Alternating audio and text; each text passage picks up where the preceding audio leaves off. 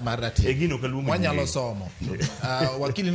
Nyamuri nowacho ni mondo bibi kata mane ratil ka bendo nikech king'iyo ratil eno ka do bende nitiere gi ratide wang'iyo ni evidence be nitie itimo maber okiluongo nying ng'ato wakili Ochieng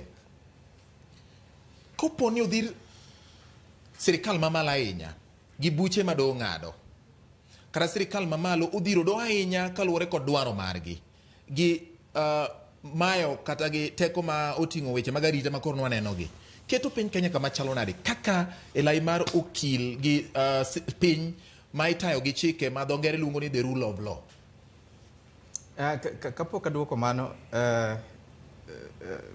king'iyo Okinde adwaro mana duoko okil Nyamori matin king'iyo Okinde ma bende dwaro ahinya golo jatend doho Martha Koome to ing'eyo ni kaguok gweyo nitie ng'ama sike to bende kaguok gweyo ahinya there is always a possibility ni wuon gi ni e toke kanyo ema koro sike to king'iyo Okinde gi wuon Okinde en ng'a Okinde gi king'iyo gi maber gin jok mani ei sirkal ok gin ei sirkal as a matter of practice but gin jok ma support sirkand jatend piny owacho William Ruto motegno emomiyo awacho ni kidwa ng'eyo ng'at ma push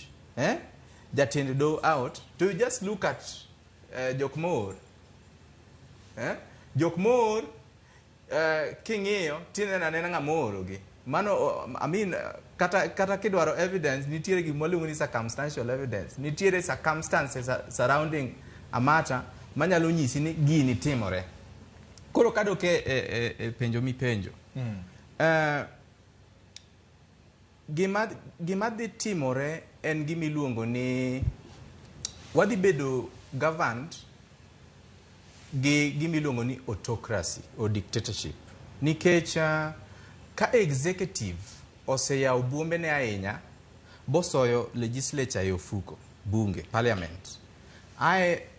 do bende gi intimidate makoro kaka ne okil wacho notimore India ni koro do nyaka dhi go chong gi piny to it means ni wabedo gi a very powerful presidential system or state ma president gima wacho e chik to mano en gima kaka Kenya wasekale e kinde machien kacha to sani wan gi katiba manyien miyo teko executive legislature gi judiciary teko mopogore opogore ma ok oyiene president mondo bed gi teko mang'eny ahinya ma onyalo magima wacho kaka ne diere president Moi magima jatend piny owacho ni mane chik koro in the long run in the grand scheme of things king'iyo gigi maber ting'iyo ni nitiere ng'ato or akabal group moro mar ji ma push for autocracy